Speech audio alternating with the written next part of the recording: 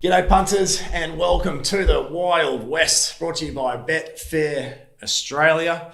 Cripper, no collects for the pair of us last weekend. I don't know if we punted all that badly. I think we might have seen a bit of a star in the making of last of the line though. Wasn't that some type of win? Yeah, it was. It was interesting to heard SJ on radio on Sunday morning, and they always said the horse will be better with a sit, and he commented how, Ryan Hill's got the opportunity on an up-and-comer, and he was riding it so well, but it was almost too well for how the horse wants to be ridden. And it was amazing to get even a little bit further back, just really let down. And, look out 2021 Railway, you would think. Yeah, you would do, wouldn't you? It's funny now in a situation with a horse like this, do you push on and try and win a Bunbury Cup, or go back to how good is a horse going when they're talking about maybe going 2,200 or 14? It could win either. What's your thoughts on the 14-point penalty? There was a bit of talk about it. You know more about that stuff than me.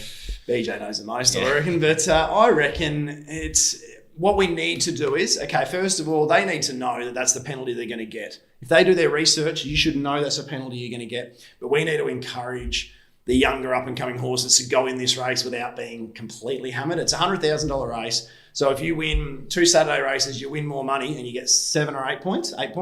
You win this, you've made less money and you've got 14. So look, let's give him 7 or 8 points and everyone's happy. But you got to know what the rules are going into it. But yeah, too many, I think. Let's encourage all the horses. We want good horses to the features and not cripple them with weights. But anyway, Crip, let's get into it. Brad McManus 1, us 0. Sort of. Yeah, sort of. A little bit. But that's one thing I want to say about this is, and I reckon at the moment, I'm not tipping too many winners, but they're all starting significantly shorter. And what you can do with Betfair is, if you've still got companies, you've still got your sports bet, your tab touches, buy in and you can trade out a lot of the time as well. So Brady McManus gone at $14. It's gone around about $4.50. You could have tripled your money without watching the horse race. Come on. But no, Fishhook landed in the breeze, didn't want to be part of a dogfight, pulled up with a stack of issues. That's all right. Yeah. No good. So moving on, Montalina was my other investment on the turn. I think, what did you say to me at the 600? I said it was home. Yeah, I'm sending you an invoice for that one still. And Chrissy Parnham was swinging off Montalina on the turn. But as we just mentioned, Ryan Hill last of the line, had our back, and we just ran into a good one. We had a 3.5 kilo weight swing. We had the extra fitness from that first up to second day run. Everything was in Montalina's favour. We'll place the same bet again. We've tipped it around $4. Started 280. Can't do much more. They've cleared out. Just ran into a very good one. Yep. No, you mentioned I went the early crow there because I think I was getting you back for the race before when you called Resort Man running down Laurentinio at the 100. So that was my best of the day. 280 into $1.80. Look, at the time I was pretty dirty on Chris Parnham on the ride, but on reflection, I actually don't think it was that bad. It was a victim, wasn't he? Yeah, it wasn't his best, but definitely wasn't his worst either. Yeah, victim of circumstances, so I don't think it was the worst Parnham ride on the weekend anyway, I'll tell you that much. For all the Holy and Chairman backers out there, I'm still getting over that one, to be honest, but... And I thought, I really like Brad. I thought he was a slight victim of circumstance, and I was gutsing Holy and Chairman, don't get me wrong. I stole your price, actually, Crip. Dear me, too so still. I think Brad he wanted to get out and go, oh, God, I felt for him. Let's just say I felt for him. I didn't feel for him that much because I didn't ask, but I felt for him a little bit as well. Yeah, I saw he just went into 3. He just had to get out 3 wide. Yeah. And also, don't know what Lackdale's doing, stopping the speed so quickly on... He's on the Kelly Grantham horse. Oh, yeah. So why didn't Lalo just want to... Because that was actually my saver when I got out to $25. So why didn't Lalo, a horse that just usually rolls along, just roll along? And then it was Dion Luciani's come to the breeze. And it looked a simple map between the two of them. And basically everything that could go wrong did go wrong. And it wasn't for us. So anyway. Bit off topic here. But my other bet was Brothers Keeper, who, absolutely horrible, ran last. So at each way price. That's all we had a bit of we had a strip out last week, but not to mind. We'll battle on. We will. My ride of the week. There was a few good ones actually. It was some really good front running rides. Your favourite? Yeah, exactly. I love a good front runner. But I'm gonna have to give it to Shooter McGrady on, what was the Wolfie horse called the last? What about Moses? What about Moses? Barry erase 9. that from my mind. Yeah, it cost me a good chunk of the quaddie too. Not a good chunk, but a big quaddie. But Barry 9 in the box seat on a horse, and then got the horse over the line on one that doesn't seem to really want to put its head in front. So well done, Shooter. You get my ride of the week. I reckon tactically, he's probably riding as well as anybody at the moment. Shooter, ride of the week, and ride of the week. Ryan Hill on last of the line, a horse that's going places, but Ryan Hill ride after ride after ride, just as you mentioned, just gives it 10 out of 10. So Ryan Hill last of the line, back in Montalina, very well done. That's a serious steer. Yep, and horse to follow for me, going with the obvious, but Amacinus was first up, went for the inside run, which got taken away from Chris pretty quickly. Blackdust stiff to get a penalty there. I haven't seen the front on. Yeah, I don't know. Yeah. I'm a bit indifferent. Chris wasn't happy past the line. I liked that. A little bit of argy past the line. It was good stuff. I did hear Lockie Taylor on Sunday. He said he'd had a good look at it and he thought Chris was... he thought Lucky... There was no run there for Lucky, so... Yeah, I thought Lucky was in front of him. That's the thing. Maybe Chris already had his nose in front. It's an interesting one. That's why I'm not a steward. Yeah, for many other reasons. Horse to follow. I'm going to just look at this a bit of a different way. No exact horse to follow, but in the race where we saw Montalina and last of the line clear out, they went 10, 15 lengths above benchmark. Cockney Crew, Wrinkly, Trafford Falls boxed on admirably, the Big Show. They all went forward and they just cooked themselves. So just have forgiveness for the distance a lot of those horses were beaten, and don't completely rule them out for the rest of their campaigns. I think they're horses we can continue to follow as long as it hasn't completely gassed them. Crip, let's get stuck into this week.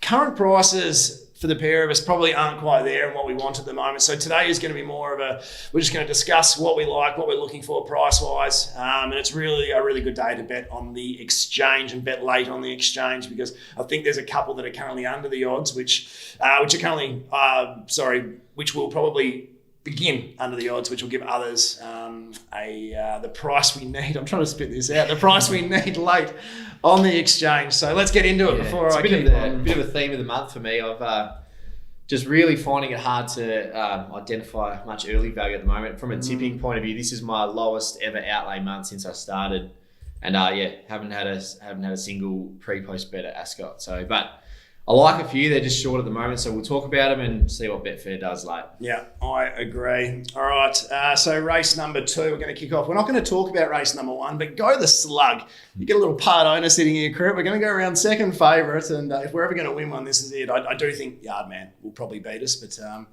go the slug. Good luck. Yeah, thanks, mate. I think we might beat it. Race 2, 1,800 metres. Really interesting stuff.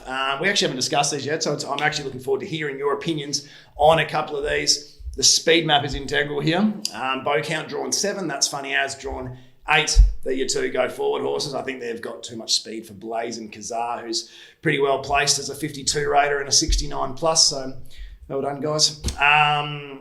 Do you think that's Funny As? This is the $1 million question. For me, if that's Funny As crosses bow count, it's nearly game over. If that's Funny As sits in the breeze outside bow count, I think Phone Me will probably reel them in.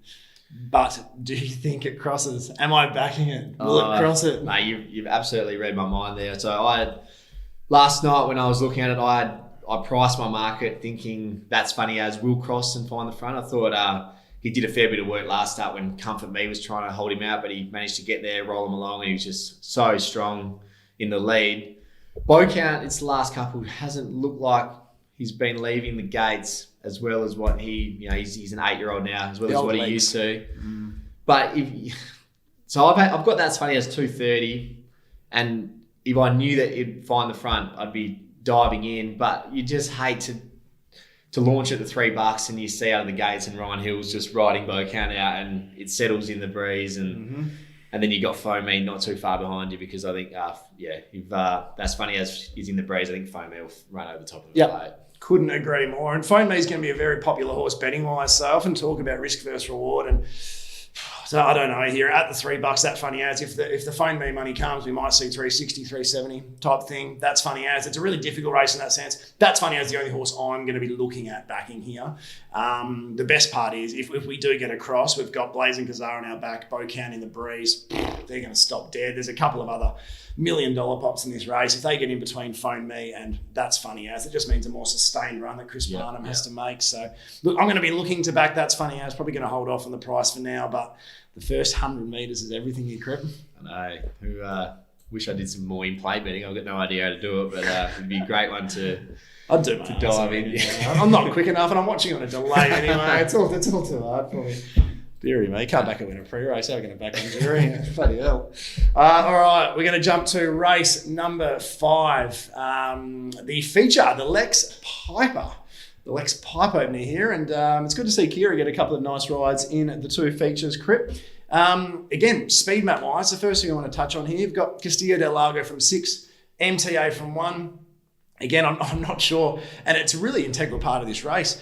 Does Kira breeze on Castillo del Lago? Does Sean McGrady show real desperation to lead on MTA? I'm not convinced how that will set up, but it's really integral for Western Empire. They probably go along at a decent tempo because Western Empire did fight Chrissy Parnham quite a lot in the Challenge Stakes the other day. So if they're smart, this is a race where the leaders probably want to sort of control it at an even spot and make Western Empire be his own worst enemy. Yeah, exactly. Well, I think I'd be very, very surprised if Shooter on MTA was to hand up. So Kira's, I reckon, probably going to control the race because if she wants to go hard, well, Shooter's going to say, well, I'm leading, so and then they roll along. Yep. But if she says, well, there's no other speed in the race, so if I'm happy to sit just off here and we can control it from there, well, they might walk. So and then, yeah, like you said, it's important because Western Empire, he's got all the talent in the world, but he's just not that tractable at the moment. And if he pulls his head off again,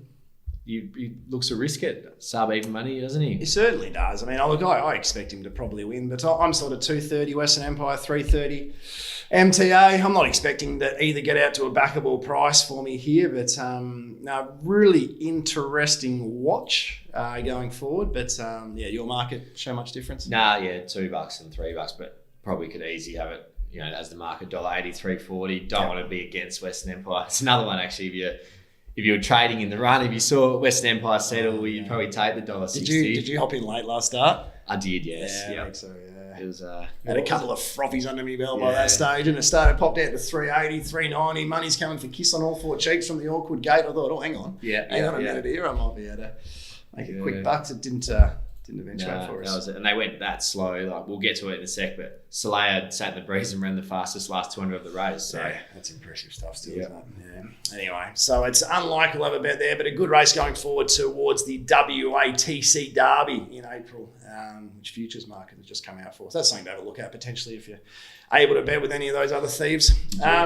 Spec anything or you want to? Nothing, mate. There's nothing there. I don't know which one of Bob's the best. It's a lottery. They're all just pink and white flashes on my screen at the moment, to be honest. Race number 6, over the 1,800 metre mark, the Crown Perth Handicap. Well, we've had a couple of speed maps where I'm pretty not convinced about, but gee whiz, this looks as clear a speed map as you'll see for the day. Tambora rolls forward and will lead the race. That is probably $1.01. So let's see if I can stop Tambora leading this race. That would be something, I'll tell you what. Tambora will lead the race. Breeze, not sure. Could be Sunset Cruise. Could be Friar Away. That's less likely. Could be Interstate from Barrier 8. There's a few options here. The one thing with Tambora, it doesn't really matter who's in the breeze because he's a horse who goes best when he rolls. So he won't really be pestered, I don't think, because he wants to be going nice and hard and fast. So it's nice to see probably Wild Galar on his back as well, because that's a horse you wouldn't think is going to give a huge kick even with the 51. So he should. I don't even know what gender Wild Galar is. He should act as some form of roadblock to the rest of the field too. But really struggled to find a second to leg. Tambora gets in. So at this stage of the season, 3-year-olds at 1,800 or above get a 3-year-old allowance. into this race. So he's a 67 rater, should be carrying the 58. Because he's a 3-year-old, he only carries the 55. First up, freshened up off about a 30-odd day break. Went 5 or 6 above benchmark. As Cripps said, Mitchie asked him to do the workout in front, carrying the 60 off a break with the 1400. Didn't beat a super strong field. Kalag, who ran third, came out and ran a reasonable race yesterday. Prize miss, we're still not sure where she's at exactly, but you'd expect that he derives a stack of benefit from that. And geez, he looks one of your better things on the card. I wanted to ask you, now Tambora, I think we might have discussed this at the time. Pikey's ride on him 2 starts ago. What do you reckon? Yeah, we talked about it. I said at the time, I said, when Mitch goes back on, that will be a jockey upgrade because Mitch rides leaders better than the Wizard. Always hate knocking the Wizard, but that's the facts. And look, Mitch rode... Well, they got 10 below that day with Pikey. Yeah. It was they all took off early and Chris on Lafarola pulled his pants down that day and was in front of him before the turn. Yeah. So, yeah, good. And look, Mitch probably can't make the weight, but Chris gets on and he rides front runners as well as anyone as well. So that looks good. Also worth noting, try not to listen to too much outside noise, but Darren McAuliffe went on radio after Tambora's win and said he pretty much had him in the paddock for a month straight without doing any work going into that run. So I'm guessing up to 1,800 metres. Improvement. There'll be a lot of improvement to come for a horse that's bred to get over ground. It's he'll lead and he looks hard to catch, doesn't he? Yeah, look, it's easily my best on the card at a short price. Just trying to get a bit of bat on board at the moment, I think, more than anything. But I've marked him around $1.70. I could have had him shorter, to be honest. Probably touch gun shy in that sense. But if we can shop even money late in the exchange, currently $1.90, $1.95, I think, around the agencies.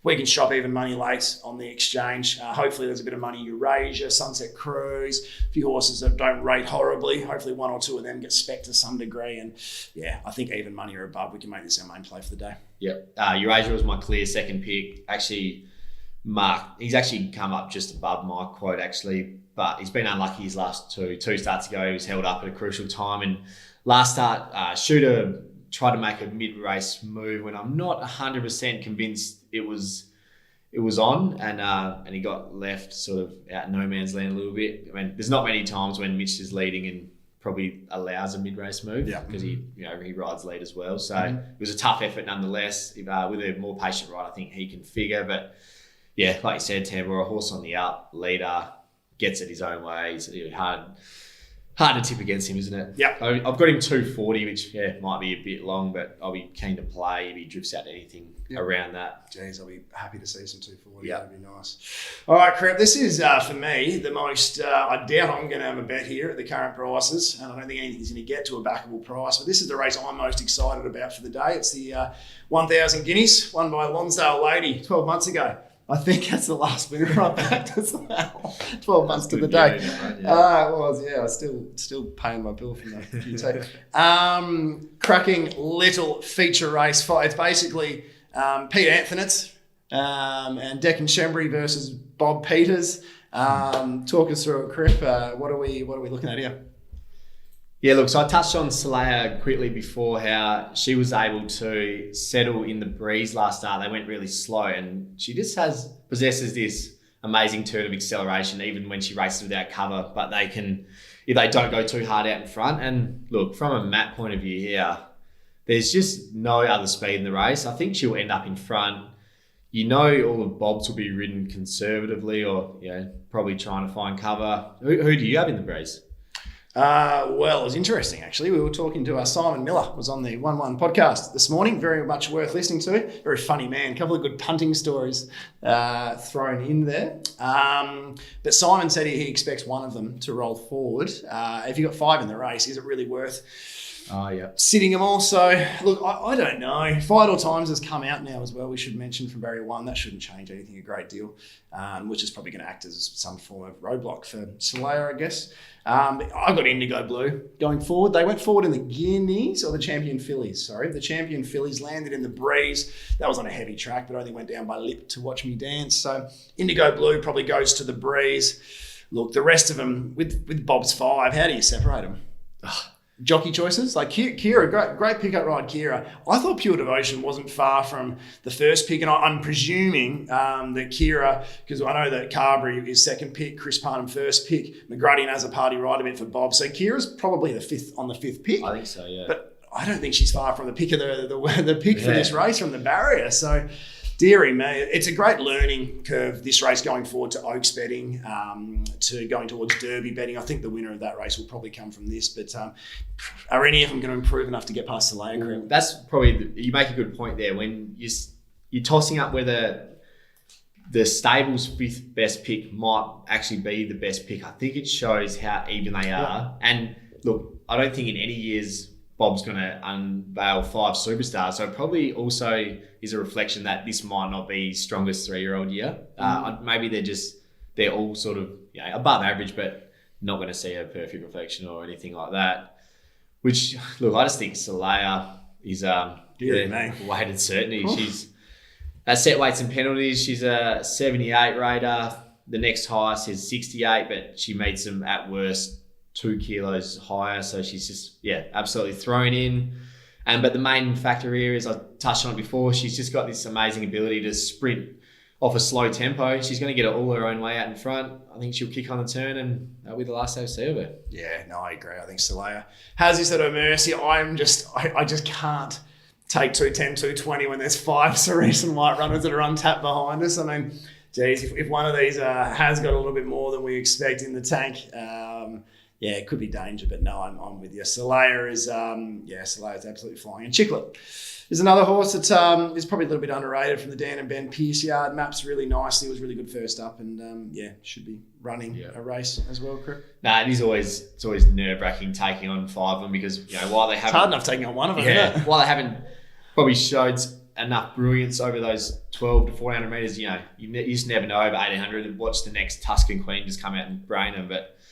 I think, Saleha will be hard to beat. I've marked her $2.10, which is currently on that mark. So, no early bet for me, but we'll be watching Betfair with a bit of anticipation to see if we can see 230, 240 or above late. Really interesting if money does come for one of Bob's horses, which is always a possibility. They're sort of the horses which defy data moves, and money just comes randomly. So if that does happen and Saleha pops out to a high too, I might find it hard to stay out, I'd suggest. But, really looking forward to it. For me, in WA racing, that's still the one factor I find the hardest is pricing the Cerise and White horses. I always have them longer than what they are. And, I don't get it it's right. It's that potential, isn't it? It's just that, how do you quantify that? It's a difficult one. So, anyway, Crip, that's us for the card. What's your best? Like I said, I won't be having any pre-post bets. By default, I'll go into Saleha just because she's one horse that I like who's currently on my price, but be waiting for the day. Yeah, I'm with you. I won't be having any pre-posters, and I'll be hoping for some of that low 2s, mid 2s would be lovely, and that's Tambora for me, Crip. So hopefully we can get back-to-back leaders for the Darren McAuliffe yard. Yeah, and that's the thing. 6 and 7. We didn't even touch on the track, but I think it will. Like always at the moment, it just seems to be fair, but. When you're not in a mad rush to get on at the early prices, you get to have a look at the track before you dive in. So, if they're running on really well, maybe your Tambora and Saleha wouldn't be as bit of a risk enticing. But if they're not making any ground, well, you might even be able to adjust your markets and get them a bit shorter. Yep, exactly right. I like it. So, Bunbury next week. Yes, we are. Look, it's a bit of it's not the worst card, but I think just like the Pinjarra, it's a Betfair card. It's a Betfair card, but just like a month ago when it was a bit of a lull going into a big meeting. So we've got the standalone Bunbury Cup meeting next Saturday. Which have to remind them what you did to the standalone Pinjarra meeting either. Absolutely put your hand up, didn't you? I need another one of them, so I couldn't come quick enough. Join the club. We'll actually, we'll both be, we'll be speaking to you before then, but we'll be out there. So really looking forward to that. And Simon Miller podcast this week. Yep. We had SJ Miller and one of the young guns, Tommy Johnston, was on, but Simon was great, so that'll be out on social media later. Crips Racing. CripsRacing.com as always. And until then, enjoy the weekend, pump well and gamble responsibly.